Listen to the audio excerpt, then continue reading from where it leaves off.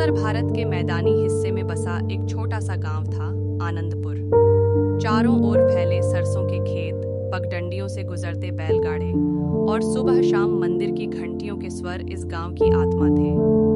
मिट्टी की सौंधी महक, तालाब के किनारे खेलते बच्चे और चौपाल पर बैठकर हुक्का गुड़गुड़ाते बुजुर्ग, यही आनंदपुर की असली पहचान थी। लेकिन गांव की सुंदरता के पीछे अनेक कठिनाइयां भी छुपी थीं।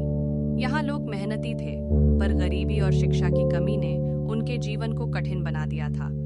इसी गांव में दो दोस्त रहते थे, ऋषु और अक्षु। ऋषु एक किसान का बेटा था। उसका स्वभाव गंभीर और सोचने समझने वाला था।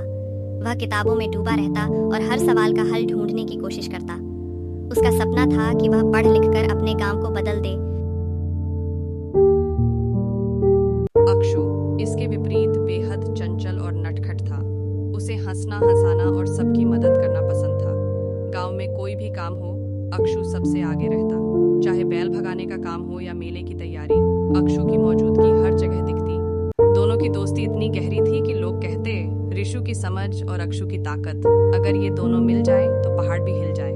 एक दिन ऋषु बोला, अरे अक्षु, गांव में स्कूल तो है, पर बच्चों के पास किताबें और अच्छे गुरुजी नहीं। अगर हम कुछ न करें तो बच्चे ऐसे ही रह जाएंगे।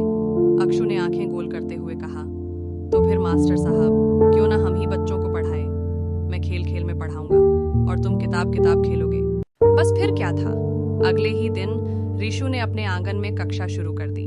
अक्षु ने बच्चों को पढ़ाई के बीच बीच में कहानियां, खेल और शरारतें सिखानी शुरू कर दी। बच्चे बोले, वाह, पढ़ाई इतनी मजेदार भी हो सकती है। कुछ महीने बाद ऋषु ने किताबों से सीखा कि कम पानी में भी नई तकनीक से अच्छी फसल उग सकती है।